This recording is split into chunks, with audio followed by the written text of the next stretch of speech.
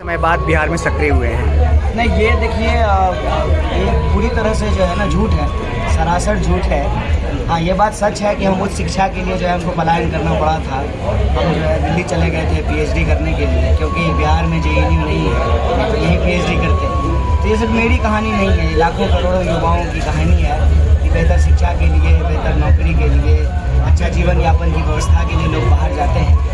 जहाँ तक राजनीतिक सक्रियता का सवाल है, पूरी तरह से झूठ है। 19 में हम चुनाव लड़े थे, 20 में जो है हमने जनगणमन यात्रा की थी, 20 में ही विधानसभा का चुनाव हुआ था। उस वक्त हम कांग्रेस पार्टी में नहीं थे, लेकिन कांग्रेस पार्टी के लिए भी, लेफ्ट के लिए भी, आरजेडी के लिए भी, सबके लिए हमने महागठबंधन के लिए कैंपेन किया था। उसके बाद आपको पता है कि कोविड था। कोविड के बाद जो है, कोविड के दौरान ही दरअसल हम कांग्रेस पार्टी ज्वाइन किए। उसके बाद जो है 4 महीने से ज़्यादा जो है भारत जोड़ो यात्रा चली, उसमें पैदल चले। उसके बाद जो है फिर पिछले साल जो है यहाँ पे भारत जोड़ो न्याय यात्रा हुई, उसमें यात्रा बिहार से गुजरी, उसमें हम चल रहे थे। उसके बाद महागठबंधन की रैली हुई, उसमें आकर के शामिल हुए। उसके बाद जो है 25 का चुनाव आया, तो हम चुनाव जो है वो दिल्ली से लड़े।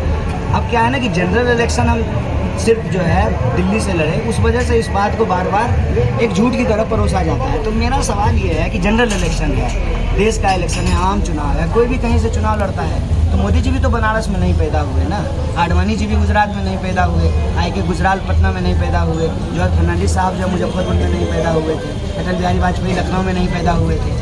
तो जनरल इलेक्शन में कोई कहीं से चुनाव लड़ता है, उससे जो है कोई राजनीतिक रूप से सक्रिय है या सक्रिय नहीं है, इसका अनुमान नहीं लगाया जा सकता। एक राजनीतिक व्यक्ति जो है वो निष्क्रिय हो ही नहीं सकता है।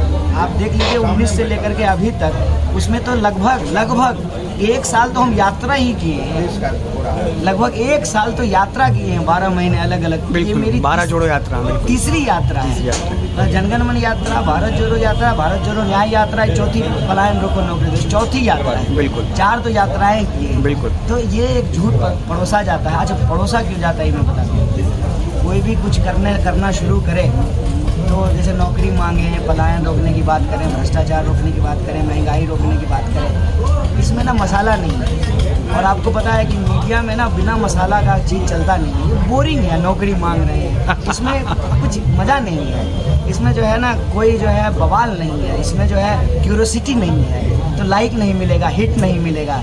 इसीलिए इसको जो है मसालेदार बनाने के लिए इस तरह से पैकेजिंग किया जाता है। मैं कांग्रेस पार्टी का एक वर्कर हूँ, इससे पहले जो है वामपंथी पार्टी का वर्कर था। पार्टी जो असाइनमेंट देती है उसको करते हैं, जो आंदोलन होता है, जो मूवमेंट होता है उसमें शामिल होते हैं, और हर समय तो जो अलग अलग भूमिका रहती है ना,